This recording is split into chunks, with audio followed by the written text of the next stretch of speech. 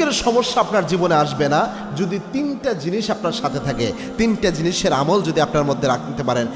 বিখ্যাত তাবি আয়েজাল কারনি তিনি এই জিনিসটা তার গ্রন্থে উল্লেখ করেছেন, খুব চমৎকার একটি বিষয়। তার মধ্যে এক নাম্বার হচ্ছে আপনার ইবাদতের মধ্যে যদি ইস্তেগফারের আমল থাকে। খুব গুরুত্বপূর্ণ বিষয় মনে রাখবেন, ইস্তেগফার এটা এমন একটা বিষয়, ইস্তেগফারের অনেক ফজিলত রয়েছে। যে আস্তাগফিরুল্লাহ আস্তাগফিরুল্লাহ যদিও শুনতে ছোট মনে হয়, অনেক ফজিলত এটা। এবং কি আল্লাহর হাবিব সাল্লাল্লাহু আলাইহি ওয়াসাল্লাম জানিয়েছেন, মান লাজিমাল ইস্তেগফার, ইস্তেগফারের সাথে যে ব্যক্তি লেগে থাকে তিনটা জিনিস আল্লাহ তাকে দান করেন। তার মধ্যে একটা হচ্ছে ওয়ায়ারযুকুহু হাইসু লা ইহতাসিব, এমন জায়গা থেকে আল্লাহ রাব্বুল আলামিন তার রিজিকের বরাদ্দ দেন যা সে কখনো কল্পনাও করে নাই, সে ভাবেই নাই যে এই জায়গা থেকে আমার রিজিক আসতে পারে। কত গুরুত্বপূর্ণ বিষয়। এজন্য এই রিজিক আমাদের যদি বৃদ্ধি করতে চাই বা রিজিকের সমস্যা থেকে যদি আমরা উত্তরণ করতে চাই, অবশ্যই ইস্তেগফারের আমল বাড়াতে হবে। দরুদ শরীফ এবং ইস্তেগফারের আমল এটা সব